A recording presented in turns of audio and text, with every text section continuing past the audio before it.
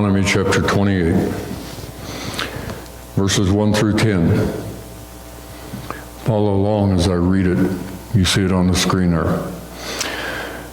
I recently finished reading through the book of Deuteronomy. I think if I were to choose 2 of the 5 books of the law, Genesis, Exodus, Leviticus, Numbers, Deuteronomy, I enjoyed Genesis and Deuteronomy probably more than the others, although they're all important. Just finished Deuteronomy and thought today it would be good to us. This chapter 28 is not spoken directly to us. It was spoken to the people of Israel, the Jewish people. But there is much in this that certainly relates to us, and we could apply to our own individual lives. Deuteronomy 28. Now it shall come to pass, if you diligently obey the voice of the Lord your God, to observe carefully all his commandments, which I command you today, that the Lord your God will set you high above all nations of the earth. And all these blessings shall come upon you and overtake you, because you obey the voice of the Lord your God. Let's just make a comment now and then. God still intends to do that for the Jewish people. He is going to set them high above all the nations of the earth. That has never been their position up to this point, but there will be a day when he will do that. He said, for example, I will make you the head and not the tail. Jews are hated worldwide by a lot of people, not just by Muslims. But that's going to change one day. Verse 3, blessed shall you be in the city, and blessed shall you be in the country. And I think you could use the word blessed as well instead of blessed.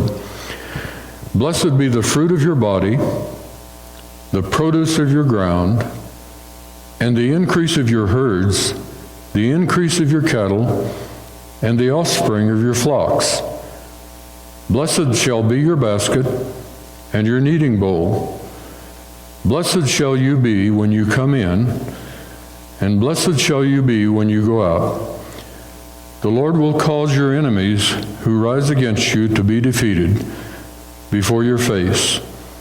They shall come out against you one way, and flee before you 7 ways. The Lord will command the blessing on you in your storehouses and in all to which you set your hand, and he will bless you in the land which the Lord your God is giving you. The Lord will establish you as a holy people to himself, just as he has sworn to you, if you keep the commandments of the Lord your God and walk in his ways. Then all the peoples of the earth shall see that you are called by the name of the Lord, and they shall be afraid of you. Interesting, isn't it? I remember several people in my life that I've been afraid of. Most of those have been Christians.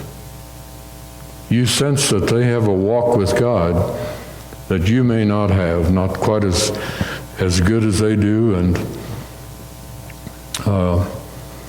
I used to travel occasionally with an evangelist, Bud Peterson. I think he's passed on, but what a powerful man he was. Walked with God, and when he preached, I would almost become afraid at the power that he had. And so God says that about the people of Israel. He says there's coming a day when people will be afraid of you. I think they were afraid of David. They were afraid of Samson. They had the power of God upon their life. Well, God will bless his word to our hearts.